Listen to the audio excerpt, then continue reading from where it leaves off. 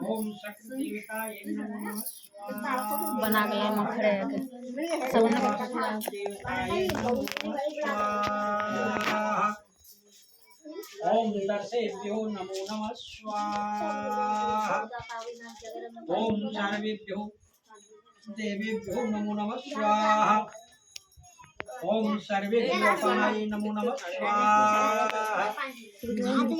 ओम सताय नमः स्वाहा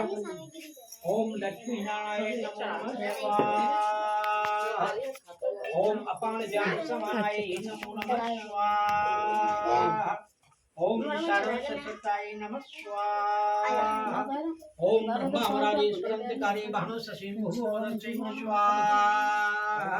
गुरु शुक्र शन राहु केतवे सर्वे ग्रह शांति करा भवन्तु स्वाहा सर्वेभ्यो देवेभ्यो नमो नमः स्वाहा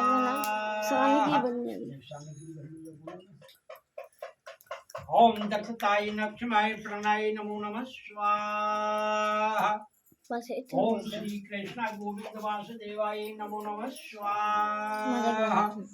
नमो भगवते वासुदेवाय नमो नमः स्वाहा नमस्तभ्यै नमो नमः स्वाहा ओम एतं च गौरीशुताय गणनाथ नमोस्तुते स्वाहा जो पूरी लाओ दो पूरी में जो कुछ भोजन बनाए खावे के और बस सब चीज धर लाओ दो